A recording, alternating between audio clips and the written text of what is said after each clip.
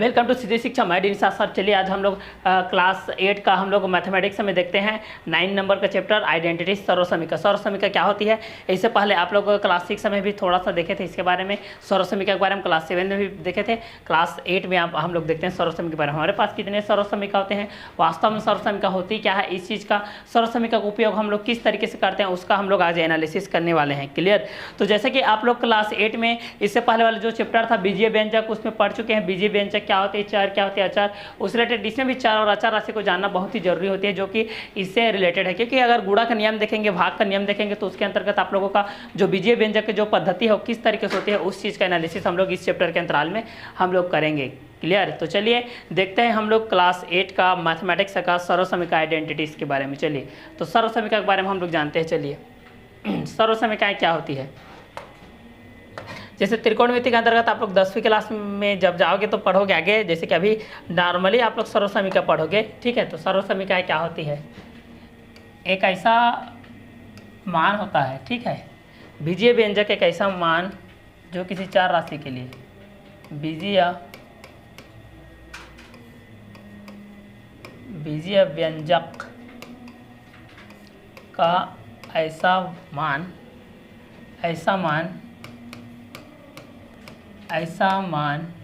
बीजीय व्यंजक का ऐसा मान जो किसी चर व अचर राशि के मान ज्ञात करने के लिए उपयोगी होते हैं। बीजीय व्यंजक का ऐसा मान, यह सूत्र जो अज्ञात चर राशि के मान ज्ञात करने के लिए, जो अज्ञात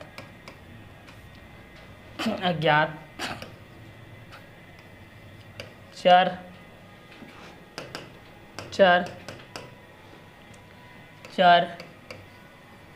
राशि, बीजीय व्यंजक का ऐसा मान, यह सूत्र जो अज्ञात चर राशि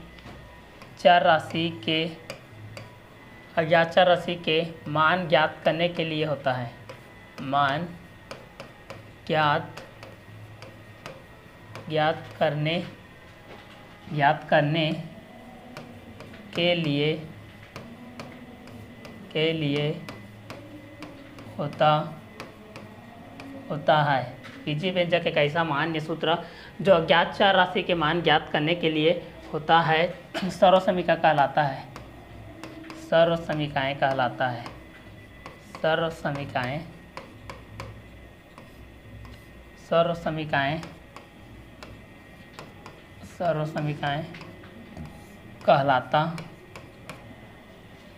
हमारे पास 3 सर्वसमीका होते हैं।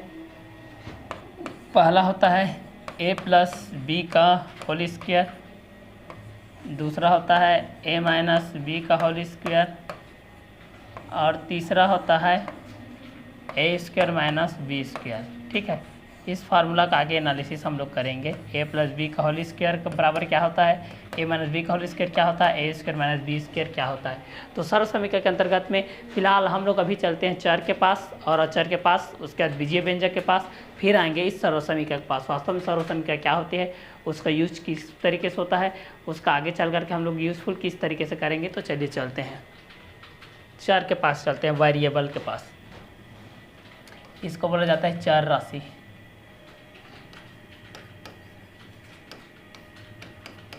चर राशि जिसको बोला जाता है वेरिएबल।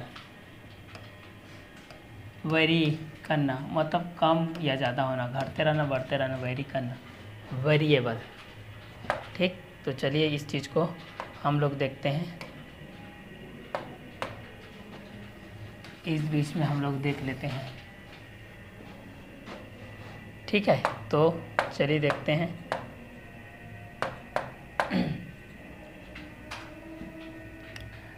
चर एक ऐसी राशि है,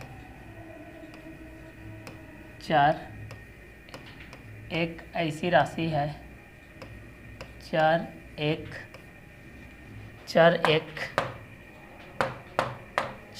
ऐसी राशि है ना, चर एक ऐसी राशि है जिसका मान बदलते रहता है। ठीक है। जो स्थिर नहीं रहता है, अस्थिर रहता है। इसको हम लोग एक्स वाई जेड के रूप में क्या करते हैं, प्रदर्शित करते हैं। तो यहाँ से आप लोग नोट डाउन करते जाएंगे, लिखते जाएंगे। चर एक ऐसी राशि है, चर एक ऐसी राशि है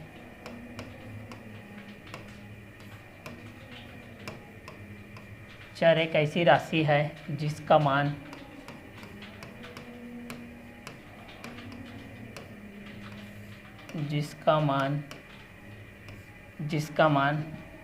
बदलते रहता है,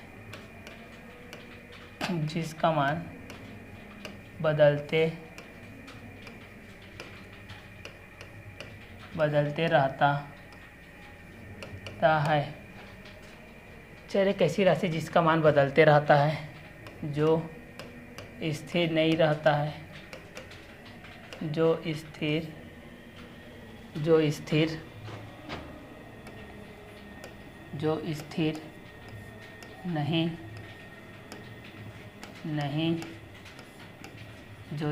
नहीं रहता है, जिसको हम एक्स वाई जेड के द्वारा प्रदर्शित करते हैं, जिसको हम एक्स वाई जेड के द्वारा प्रदर्शित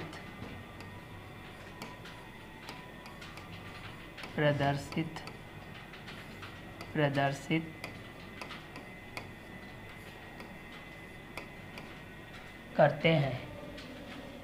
ठीक है, तो चर एक ऐसी राशि है जिसका मान बदलते रहता है, जो स्थिर नहीं रहता है, जिसको हम एक्स वाई जेड के द्वारा क्या करते हैं, प्रदर्शित करते हैं। ठीक है, जैसे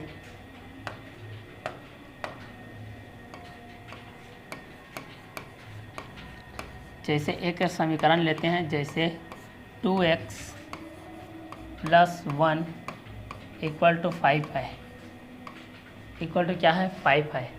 अब यहाँ से हम लोग अगर लेते हैं x = 0 रखते हैं, x = 0 रखते हैं, तो इसका वैल्यू क्या आता है, 2x + 1 है। तो यहाँ कितना हो जाएगा, 2 × 0 + 1 = 1 आ जाएगा। लेकिन x = हम लोग यहाँ पर 1 रखते हैं, x = कितना रखते हैं, 1। ठीक है, चर राशि के लिए सॉल्व कर रहे हैं ना, तब यहाँ कितना आ जाएगा, 2 × 1 + 1 बराबर 2 × 1 = 2 + 1 = कितना हो गया, 3। तो x = कितना आ गया, यहाँ पर देखिए 3, यहाँ 1 आया, यहाँ 3 आ गए। देखिए बदल रहा है, जब 0 रखते हैं 1 रखते हैं तो ठीक है, तो इसलिए चर राशि का मान बदलते रहता है। जिस राशि का मान बदलते रहता है, जो स्थिर नहीं रहता है, जिसको हम लोग एक्स वाई जेड के द्वारा प्रदर्शित करते हैं। ठीक है, जैसे घरों में कैलेंडर होता है, घरों में कैलेंडर में क्या होता है, दिनांक है, आज 1 है तो कल 2 होगा, फिर 3 होगा, ये आप लोगों को क्या है, चर राशि है। लेकिन जो मंथ है वो जुलाई है तो जुलाई ही रहेगा, अगस्त है तो अगस्त ही रहेगा, वो आपका क्या है, अचर राशि है। ठीक है, तो चर के बेस पे आप लोग इस तरीके से देख लेंगे। तो ठीक है, इसके विशेषता के रूप में भी आप लोग देख लेंगे। ठीक है, क्या इसकी विशेषता के रूप में आप लोग पहला चीज़ क्या देखेंगे। ठीक है, तो पहला, इस राशि का मान बदलता है, इस राशि का मान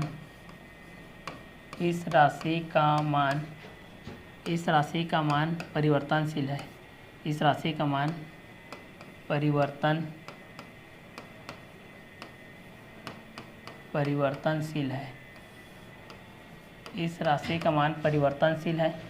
दूसरा, चर राशि का मान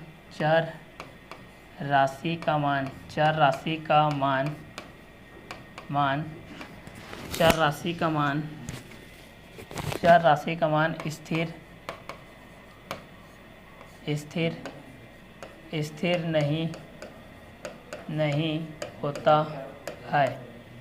ठीक है, तीसरा, इसका मान बदलते रहता है, इसका मान बदलते रहता है।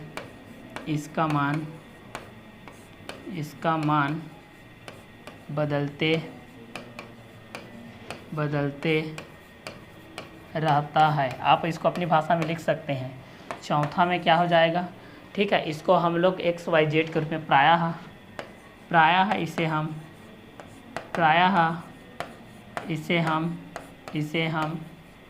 एक्स वाई जेड के रूप में प्रदर्शित करते हैं। ठीक है, आगे हम लोग देखते हैं, एक चर के लिए, 2 चर के लिए, 3 चर के लिए देखते हैं। ठीक है, ये आपकी विशेषता के अंतर्गत आ जाएगा, ये आपकी विशेषताएं के अंतर्गत आ जाएगा, ये विशेषताएं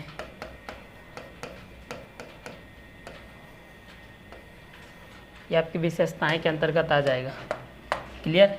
तो चर राशि के बारे में हम लोग देखते हैं कि चर एक ऐसी राशि है जिसका मान बदलते रहता है, जो स्थिर नहीं रहता है, जिसको हम एक्स वाई जेड के द्वारा क्या करते हैं, प्रदर्शित करते हैं। तो सर्वसमीकरण के अंतर्गत आप लोगों को चर राशि के जानना बहुत ही जरूरी होता है। तो चर एक ऐसी राशि होती है जिसका मान क्या होता है, बदलते रहता है, जो स्थिर नहीं रहता है, जिसको हम लोग एक्स वाई जेड के द्वारा प्रदर्शित करते हैं। जैसे यहाँ पर एक मैं लाइनर इक्वेशन लिया था, रैखिक समीकरण जिसकी घात क्या होती है, एक होती है। ये एक रैखिक समीकरण का उदाहरण है। रैखिक समीकरण, समीकरण किसको बोलते हैं, जिसके दो पक्ष होते हैं, बायां पक्ष दायां पक्ष, जिसके बीच में बराबर का ये चिन्ह होता है। तो 2x + 1 = कितना है, 5। तो रैखिक समीकरण के लिए अगर 0 रखा तो 1 आया, 1 रखा तो कितना आ गया, 3 आ गया। तो इसका मान देखिए परिवर्तनशील है, बार बार बदल रहा है, एक ही जगह पर स्थिर नहीं है। 1 है तो 1 रहना चाहिए, 2 है तो 2 रहना चाहिए, 3 है तो 3, 4 है तो 4, 5 है तो 5, 6 है तो 6, 7 है तो 7। लेकिन ऐसा बिल्कुल नहीं है। इस कारण से इसको हम लोग क्या बोलते हैं, चर राशि बोलते हैं, वेरिएबल बोलते हैं। तो इस राशि का मान क्या होता है, बदलते रहता है। चर राशि का मान स्थिर नहीं होता है, इसका मान बदलते रहता है। प्राय इसे हम एक्स वाई जेड के रूप में क्या करते हैं, प्रदर्शित करते हैं। तो ये आप लोगों को क्या है, चर राशि है। ठीक है। चर राशि के अंतर्गत हम लोग यहाँ पर देखते हैं, 1 चर वाला देखते हैं, 2 चर वाला देखते हैं, 3 चर वाला देखते हैं। जैसे 1 चर का हम लोग देखेंगे तो उसमें एक ही चर रहेगा। 1 चर के लिए देखते हैं, 1 चर के लिए हम लोग देखते हैं तो यहाँ पर हो जाएगा, 1 चर के लिए देखेंगे, 1 चर के लिए देखेंगे,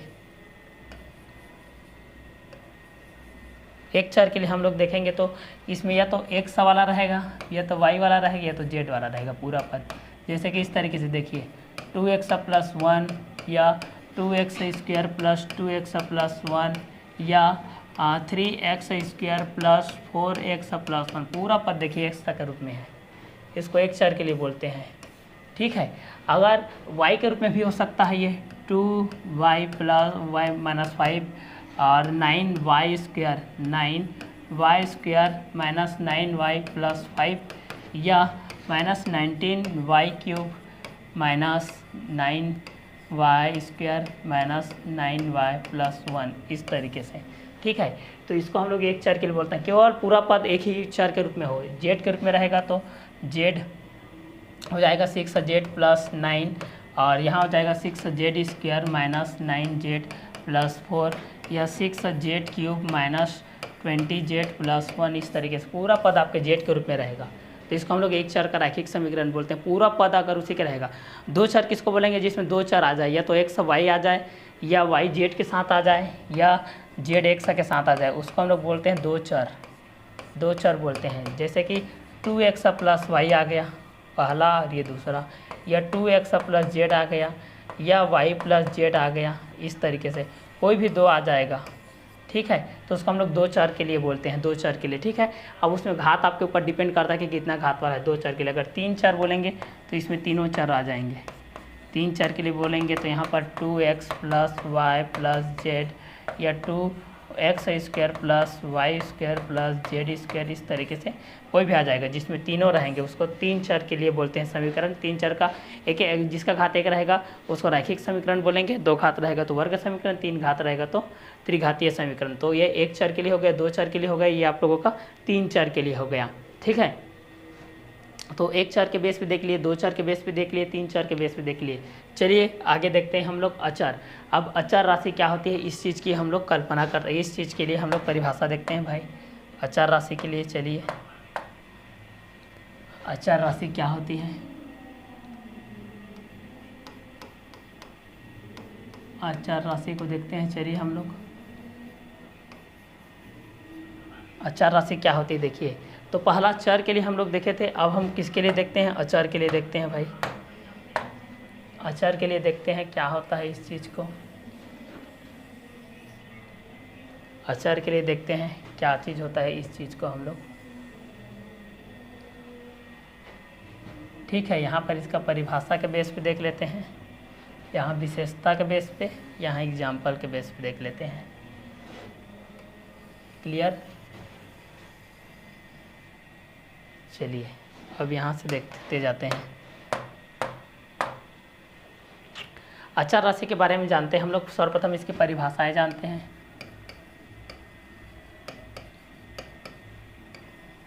फिर हम लोग इसकी विशेषताएं जानेंगे, इसकी क्या क्या विशेषता होती है। फिर इसका हम लोग एग्जाम्पल देखेंगे, उदाहरण। चलिए, तो अचर राशि जस्ट अपोजिट है। चर का अपोजिट क्या है आप लोगों का? अचर है। चर का अपोजिट क्या हो जाएगा आप लोगों का? अचर। अचर राशि, इसकी परिभाषा देखते हैं। अचर एक ऐसी राशि है, अचर एक ऐसी राशि है, अचर एक ऐसी राशि है, सुनते रहिए। अचर एक ऐसी राशि है जिसका मान, अचर एक ऐसी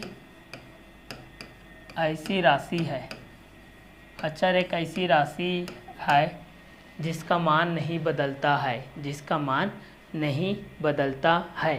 तो अचर एक ऐसी राशि है जिसका मान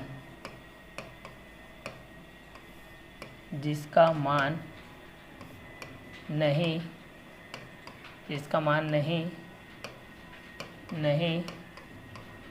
बदलता है। अचर एक ऐसी राशि जिसका मान नहीं बदलता है, जिसका मान स्थिर रहता है, जिसका मान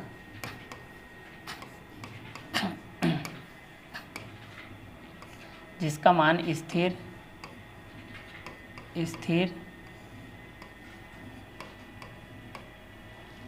जिसका मान स्थिर रहता है, जिसको हम प्रायः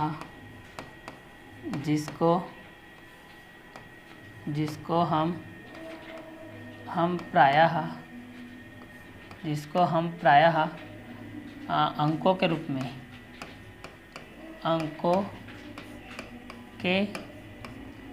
में दर्शाते हैं, अंकों के रूप में व्यक्त या दर्शाते हैं, तो अचर एक ऐसी राशि है जिसका मान नहीं बदलता है, जिसका मान स्थिर रहता है, जिसको हम प्रायः अंकों के रूप में क्या करते हैं? व्यक्त करते हैं। यह क्या करते हैं? दर्शाते हैं। ठीक है, तो इसके अंतर्गत में हम लोग देखते हैं इसका मान कभी नहीं बदलता। जैसे कि यहाँ पर है 2x + 5 में, ये आपका अचर है, ये तो आपका चर है, ये आपका चर राशि है, लेकिन ये क्या है आप लोगों का? अचर राशि है। इसका मान आप कुछ भी हो जाएगा तो बदलेगा नहीं, 5 का 5 ही रहता है ये। ठीक है, तो चर राशि अचर, इसका गुणांक देखें, ये इसका गुणांक है, चर राशि का गुणांक है ये। क्लियर? तो अचर राशि का मान आप लोगों के एक ही जगह पर टिका रहता है, संख्या रहता है। जैसे इसको हम लोग 1 है, 2 है, 3 है, 4 है, जितने भी संख्याओं के रूप में इसको क्या करते हैं? व्यक्त करते हैं। ठीक है, निरूपित करते हैं। तो यहाँ पर आप लोगों को पूछा जाएगा कि अचर राशि क्या होती है बोल के। तो अचर एक ऐसी राशि है जिसका मान नहीं बदलता है, जिसका मान स्थिर रहता है, जिसको हम प्रायः अंकों के रूप में क्या करते हैं? व्यक्त करते हैं या दर्शाते हैं। ठीक है, तो चर राशि का मान बदलता है, अचर राशि का मान आपका नहीं बदलता है। इसको हम लोग संख्या के रूप में क्या करते हैं? अभिव्यक्त करते हैं या दर्शाते हैं। इसकी विशेषता को देखते हैं भाई, इसकी विशेषता को देखते हैं। अचर राशि का मान नहीं बदलता है, अचर राशि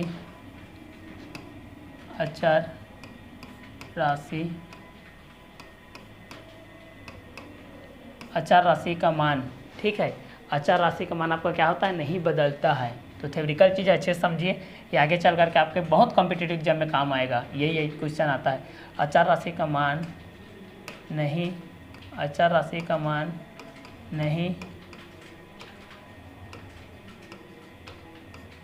बदलता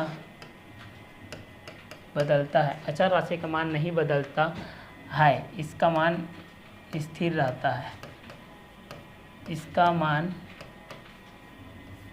स्थिर रहता है,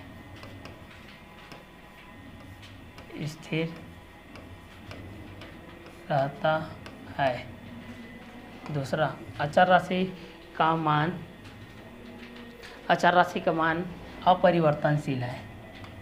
अचर राशि का मान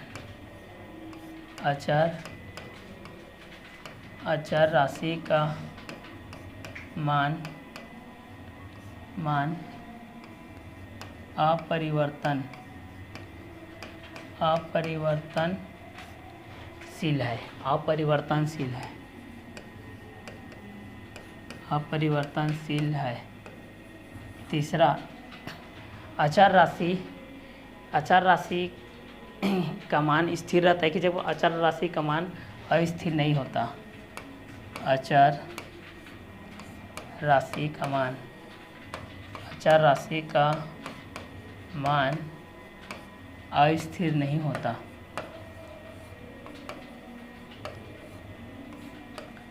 अस्थिर नहीं होता है। ठीक है, तो अचर राशि के लिए हम लोग देख रहे हैं अचर एक ऐसी राशि होती है, अचर एक ऐसी राशि है जिसका मान नहीं बदलता है, जिसका मान स्थिर रहता है, जिसको हम प्रायः अंकों के रूप में व्यक्त करते हैं। जैसे कि 2x + 5 में x आपका चर है, 5 क्या है अचर है, इसको हम लोग संख्या के रूप में 1 2 3 4 5 के रूप में भी अभिव्यक्त करते हैं। तो विशेषता के अंतर्गत हम लोग देख रहे हैं इस चीज़ को। तो यहाँ पर देखिए अचर राशि का मान नहीं बदलता है, इसका मान स्थिर रहता है। अचर राशि का मान अपरिवर्तनशील है, अचर राशि का मान अस्थिर नहीं होता है। इसको हम लोग प्रायः इसको संख्याओं के रूप में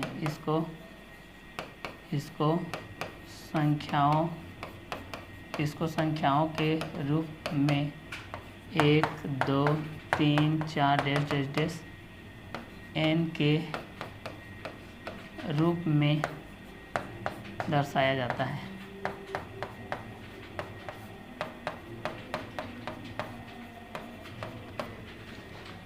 उदाहरण है 2 है, 3 है, 4 है, 5 है, 2x - 9 है, 2x + 5 है, 2x = 14, 2x + 14 = 2x² + 19, x + 1।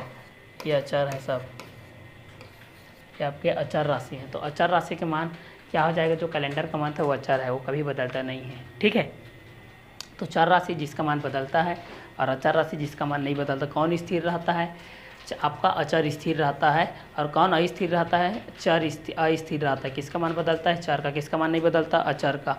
किसको XYZ से प्रदर्शित करते हैं, चर को XYZ से प्रदर्शित, किसको 1 2 3 से प्रदर्शित करते हैं, तो अचर राशि को। ठीक है, तो कौन स्थिर रहता है, अचर। कौन स्थिर नहीं रहता, चर राशि। ठीक है, चर अस्थिर, अचर स्थिर, अचर स्थिर, चर अस्थिर। Clear, point is clear. चलिए आगे देखते हैं हम लोग इन दोनों के बेस पे। चर हो गया, अचर हो गया।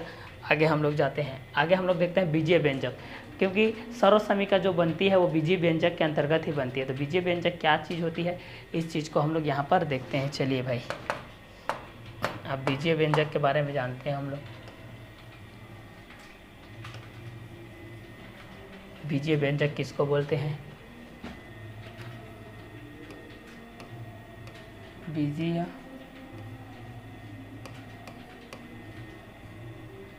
बीजीय व्यंजक के बारे में हम लोग जानते हैं।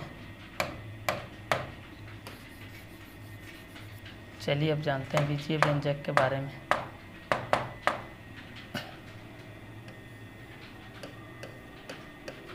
बीजीय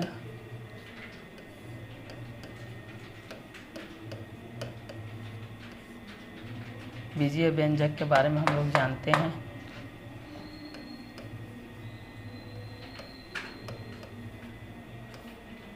बीजीय व्यंजक,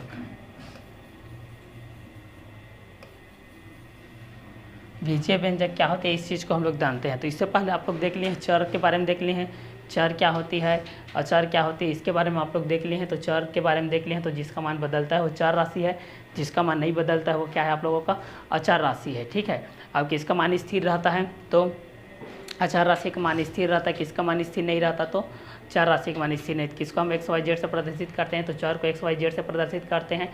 किसको हम संख्या के रूप में प्रदर्शित करते हैं, तो अचर को हम लोग संख्याओं के रूप में प्रदर्शित करते हैं। तो बीजीय व्यंजक चर एवं अचर राशि के गुणनफल को, चर एवं अचर राशि को सम्मिलित रूप से, चर एवं अचर राशि के संयोजन को, चर एवं अचर राशि के सम्मिलित रूप को, चर एवं अचर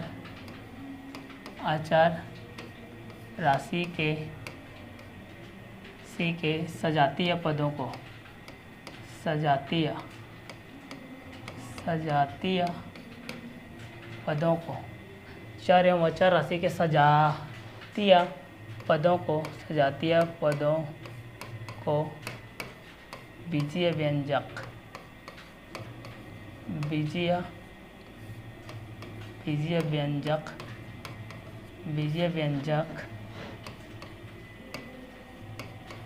व्यंजक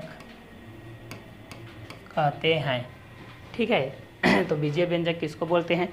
आप लोगों को आएगा तो क्या बोलोगे कि चर एवं अचर राशि के सजातीय पदों को बीजीय व्यंजक कहते हैं। इसके अंतर्गत, इसमें बीजीय व्यंजक के अंतर्गत आपका चर भी सम्मिलित है और आपका अचर भी सम्मिलित है। ठीक है, तो चर के अंतराल में कौन कौन आते हैं, अचर के अंतराल में उस चीज़ को देखते हैं। जैसे कि यहाँ पर देखते हैं हम लोग 2x + 1। ठीक है, ये आपका चर हो गया, ये तो आपका चर का संयोजन हो गया। ये क्या है? आपका अचर का है। ठीक है, तो इन दोनों रूप को हम लोग क्या बोलते हैं? बीजीय व्यंजक।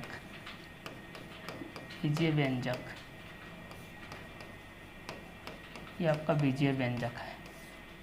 ठीक है, तो बीजीय व्यंजक अब किस रूप में है इसको हम लोग जानते हैं। ठीक है, तो बीजीय व्यंजक चर एवं अचर राशि के सजातीय पदों क्या बोलते हैं? बीजीय व्यंजक। चर जिसमें सम्मिलित हो और अचर राशि भी सम्मिलित हो, उसके रूप को हम लोग क्या बोलते हैं? बीजीय व्यंजक। चलिए, तो बीजीय व्यंजक को हल करने के बीजीय व्यंजकों के संक्रिया होते हैं, तो उस चीज़ को हम लोग जानते हैं। चलिए, बीजीय व्यंजकों के संक्रिया को जानते हैं। बीजीय व्यंजकों की संक्रिया।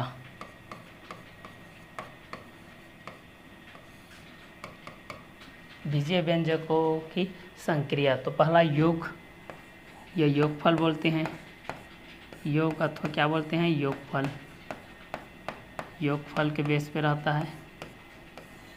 दूसरा अंतर या व्यकलन के बेस पे रहता है। अंतर या जिसको बोलते हैं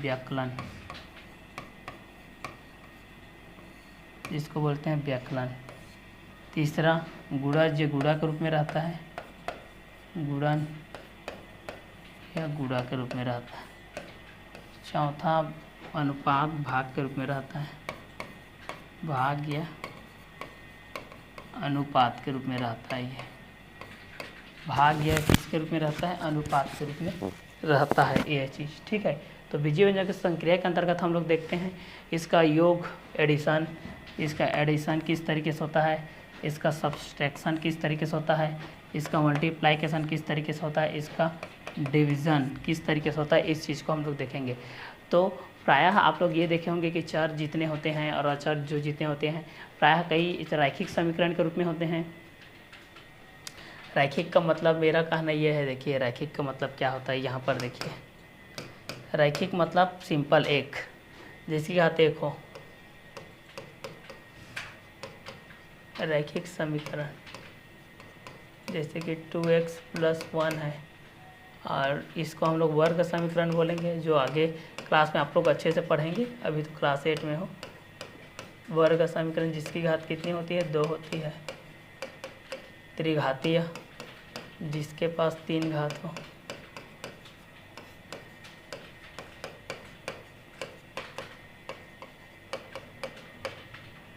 ठीक है, त्रिघातीय के बेस में। तो बीजीय व्यंजक के अंतर्गत क्या हो जाएगा कि चर एवं अचर राशि के सजातीय पदों को क्या बोलते हैं? बीजीय व्यंजक बोलते हैं। बड़ा घात, फिर छोटा घात, फिर छोटा घात, फिर सबसे छोटा घात, फिर लास्ट में अचर पद, ये लिखने का क्रम होता है। ठीक है, आप छोटे घात को पहले नहीं लिख सकते। ये तो बड़ा घात, छोटा घात, छोटा घात, सबसे छोटा घात लिखिए। तो आप लोगों को पूछा जाएगा कि बीजीय व्यंजक क्या है, तो बीजीय व्यंजक के अंतर्गत आप लोग इस चीज़ को बताइए कि योगफल के रूप में रहेगा। तो जैसे कि योगफल आप लोगों को जोड़ना रहेगा, जैसे कि 2x + 1 में आपको जोड़ना है 3x + 5 को। बीजीय व्यंजक 3x 2x कितना हो जाएगा? 5x + 6, ये आप लोगों का जोड़ है। ये जोड़ किसी भी तरीके से हो सकता है, या तो प्लस के बेस से हो सकता है, या माइनस के बेस से हो सकता है, या तो माइनस के बेस हो सकता है, या तो प्लस के बेस हो सकता है। अंतर व्यकलन घटाना है, मान लेते हैं कि 2x - 1 है और इसमें हमको घटाना है 9x + 5 को। तो कितना हो जाएगा? 2x - 1 - 9x हो जाएगा, ये +5 क्या हो जाएगा? -5। 9x में 2x से जाएगा तो -7x आएगा, क्योंकि बड़ी संख्या माइनस चिन्ह है। -5 -1 इक्वल टू -6, ये आंसर रहेगा। अंतर्कृत में एकदम सिंपल है। अंतर्कृत में जब भी ब्रैकेट के सामने अगर माइनस का चिन्ह है तो ब्रैकेट ओपन करते हो तो उसका प्लस माइनस में कन्वर्ट हो जाता है, माइनस प्लस में कन्वर्ट हो जाता है। इस चीज़ को याद रखिएगा। अब गुणन के रूप में देखते हैं। गुणन के नियम में आप लोग जब भी घातांक पढ़े होंगे तो जिसका आधार राशि समान होती है उसका घात क्या होती है, जुड़ती है। गुणा के नियम में जब दो समान आधार राशि का आपस में गुणा किया जाता है तो उनका आधार राशि वही रहता है, बस उनकी घात आपस में क्या हो जाती है, जुड़ जाती है, जिसे हम लोग को घातांक में गुणा का नियम बोलते हैं। भाग में क्या होती है, अंश की घात में हर की घात को घटा दिया जाता है। तो यहाँ पर अगर गुणन के रूप में देखेंगे 2x + 2 का मल्टीप्लाई अगर 5 के साथ हो रहा है, मान लेते हैं 2x + 2 का मल्टीप्लाई किसके साथ हो रहा है, 5 के साथ होता है। तो इस चीज़ को गुणा करेंगे तो कितना हो जाएगा, 5 का मल्टीप्लाई 2 के साथ 5 × 2 = 10x + 5 × 2 = 10, ये रहेगा आंसर। ठीक है, तो गुणन के रूप में इस तरीके से हो सकता है। आप लोगों को प्लस के रूप में दे सकता है, माइनस के रूप में दे सकता है, मल्टीप्लाई के रूप में दे सकता है, डिवाइड के रूप में। भाग के बेस में देखेंगे तो 2x भागी 2 दे सकता है, मतलब 2x/2 कटे गई है तो कितना बचेगा, x। इस रूप में दे सकते हैं या कई रूपों में दे सकता है। तो बीजीय व्यंजकों की संक्रिया के अंतर्गत आप लोगों का योग, योगफल, अंतर, व्यकलन, गुणन, गुणा के रूप में, भाग, अनुपात के रूप में आएगा। तो ये बीजीय व्यंजक के अंतर्गत आएगा, जिसमें चर एवं अचर राशि के सजातीय पदों को बीजीय व्यंजक के रूप में रहेगा। ठीक है, इसके बाद जो अगला है सर्वसमीका 1 को देखते हैं, जिसको मैं डील करूँगा बोला था। ये जो चैप्टर है ये 3 सर्वसमीका के अंतर्गत में सम्मिलित है। पहला सर्वसमीका है a + b का होल स्क्वायर। याद रखिए ये 3 फार्मूला पूरा चैप्टर बनेगा। पहला फार्मूला मोस्ट इंपॉर्टेंट थिंग है, अभी स्टार्ट हो रहा है। a + b का होल स्क्वायर, a² होता है प्लस 2ab होता है प्लस b² होता है। ये आप लोगों का फार्मूला है। पूरा चैप्टर इसी फार्मूला के बेस से बनेगा। इस फार्मूला को आप लोग याद रखिए। ठीक है, a + b का होल स्क्वायर होता है a² + 2ab + b²। कई लोग ऐसा भी बोलते हैं a² + b² + 2ab, कोई दिक्कत नहीं, बाकी लिखने का क्रम यही है। a + b का होल स्क्वायर, इसका मतलब ये भी होता है, इसको याद रखिए। ये 2 टाइम्स है घातांक के नियम से, तो इसको हम लोग a + b और a + b ऐसा लिख सकते हैं। क्लियर, a + b के रूप में इस तरीके से लिख सकते हैं। जैसे कोई क्वेश्चन है, जैसे यहाँ पर मैं एक क्वेश्चन को एग्जाम्पल करके बता रहा हूँ। देखिए उदाहरण है हमारे पास 2x + 2 का होल स्क्वायर है। ठीक है, तो यहाँ पर a की जगह में कितना है, a की जगह में 2x है और b की जगह में कितना है भाई आपका 2 है, इतना है ना। तो a का स्क्वायर मतलब 2x का स्क्वायर, देखते जाओ 2x का स्क्वायर हो गया प्लस 2 का 2, a की जगह में कौन है 2x, b की जगह में कौन है यहाँ पर 2 है, प्लस b का स्क्वायर मतलब 2 का स्क्वायर। फिर से रिपीट कर रहा हूँ, a की जगह में 2x है, b की जगह में 2 है, तो a का स्क्वायर तो 2x का स्क्वायर प्लस 2ab। ठीक है, तो इस बीच में हम लोग देखते जाएंगे तो कितना हो जाएगा, 2x का स्क्वायर, 2 का स्क्वायर कितना होता है आपका 4 होता है, x का स्क्वायर x² हो जाएगा प्लस कितना हो जाएगा, यहाँ पर आपका 2 का मल्टीप्लाई 2 के साथ होगा तो 2 × 2 = 4 हो जाएगा, 4 × 2 = कितना हो जाएगा 8 हो जाएगा। तो ये अटैचमेंट के साथ हो जाएगा तो 8x प्लस 2 का स्क्वायर होता है आपका 4, इस बेस पे होता है। तो हम लोग यहाँ पर देखते हैं सर्वसमीका आइडेंटिटीज नंबर 1 के अंतर्गत में हम लोग ये देखते हैं कि a + b का whole square equal to a² + 2ab + b² होता है। तो a + b का आपका होल स्क्वायर का फार्मूला पूछेगा कोई भी तो आप लोग बताइएगा a² + 2ab + b²। तो यहाँ पर आपका आंसर इस बेस पे आ जाएगा। जैसे एक और का देखते हैं 3x + 5 का देखते हैं, 3x + 5 का तो a का स्क्वायर हो जाएगा तो 3x का स्क्वायर हो जाएगा प्लस 2, a की जगह में कितना है 3x है, b की जगह में कितना है 5 है, प्लस b का स्क्वायर मतलब किसका स्क्वायर हो जाएगा 5 का स्क्वायर हो जाएगा। तो यहाँ पर कितना हो जाएगा 3 का स्क्वायर हो जाएगा 9x² प्लस 3 × 2 = 6, 6 × 5 = 30x प्लस 5 का स्क्वायर होता है 25। ये आपका आंसर के बेस पे रहेगा। ये आपका फर्स्ट आइडेंटिटीज है। तो अब जब भी सर्वसमीका आएगा तो आप लोग इस प्लस वाला है तो इस फार्मूला से बनेगा। ठीक है, आप लोगों का जो सेकेंड आइडेंटिटीज है, सेकेंड आइडेंटिटीज आपका ये है, देखिए a - b का होल स्क्वायर, a - b का होल स्क्वायर, a - b का होल स्क्वायर होता है आप लोगों के पास a² - 2ab प्लस होता है आप लोगों के पास b²। ये होता है आप लोगों के पास a² - b का होल स्क्वायर इक्वल टू होता है a² - 2ab + b² होता है। इसको हम लोग इस तरीके से भी लिखते हैं a - b का होल स्क्वायर इक्वल टू, हम लोग इसको इस तरीके से भी लिखते हैं a - b और दूसरा हो जाएगा a - b। जैसे कि एक एग्जांपल के बेस पे देखते हैं 3x - 2 का होल स्क्वायर है, मतलब a की जगह में कितना है 3x है और b की जगह में कितना है आपका 2 है। ठीक है, इसका एग्जाम्पल के बेस पे मैं समझा कर बता रहा हूँ, आपको इसको फॉलो करना है। ये तो नॉर्मल है ना, तो a का स्क्वायर मतलब 3x का स्क्वायर हो जाएगा -2 इंटू a की जगह में कौन है, देखिए 3x है भाई, और b की जगह में कौन है 2 है, प्लस होता है b का स्क्वायर मीन्स 2 का स्क्वायर। चलिए तो 3x का स्क्वायर कितना हो जाएगा, 9x का स्क्वायर हो जाएगा, -3 2 6 6 2 12x, अटैचमेंट है x 2 का स्क्वायर हो जाएगा 4। ये आप लोगों का माइनस के बेस पे हो जाएगा। तो माइनस के बेस पे अगर आप लोगों को आइडेंटिटीज़ को पूछता है फार्मूला बेस में, तो a माइनस बी का होल स्क्वायर के बेस में यहाँ पर हो जाएगा a square minus 2ab plus b square. ये आप लोगों का सेकेंड आइडेंटिटीज़ है। अब थर्ड आइडेंटिटीज़ को देखते हैं, लास्ट आइडेंटिटीज़ है आप लोगों का 3 फार्मूला से पूरा चैप्टर आप लोगों का फिनिश हो जाएगा। तो ये लास्ट फार्मूला के बेस पे देखते हैं जो कि मोस्ट इंपॉर्टेंट है। लास्ट है आप लोगों का जो आइडेंटिटीज़ है a स्क्वायर माइनस होता है आप लोगों का b स्क्वायर। सो इसका फार्मूला होता है a plus B now a minus B. ये आपका थर्ड आइडेंटिटीज है, ठीक है। इस बेस पे आप लोगों को अगर फार्मूला के बेस पे इस तरीके से रहेगा a square minus B square के बेस पे, तब इस चीज़ को आप लोग सॉल्व करेंगे a का square a plus B a minus B. For example अगर आपके पास है इस तरीके से, देखिए 3x का स्क्वायर माइनस 9 का स्क्वायर, इस तरीके से दिया गया है 3x का स्क्वायर माइनस 9 का स्क्वायर, इस तरीके से दिया गया है। तो आप लोग क्या करोगे, a की जगह में कौन है भाई 3x है, अब b की जगह में कौन है 9 है। चलिए फार्मूला फिट कीजिए इसको, a means 3x, b means 9, तो ये हो जाएगा 3x प्लस 9 और ये हो जाएगा 3x माइनस 9, ये आंसर हो जाएगा। दूसरा अगर यहाँ पर हम लोग देखते हैं x to the power x square minus 4 square है, ये देखते हैं तो a की जगह में कितना है x, b की जगह में कितना है 4, तो इस चीज़ को देखते हैं a का स्क्वायर माइनस b के स्क्वायर के बेस पे, तो ये होता है a प्लस बी और a माइनस बी। तो यहाँ पर हो जाएगा आप लोगों के पास x प्लस 4 हो जाएगा और ये हो जाएगा आप लोगों का x माइनस 4। ये आपका आंसर के बेस पे ये आएंगे। ये थर्ड आइडेंटिटीज़ के रूप में आप लोगों का आ गया।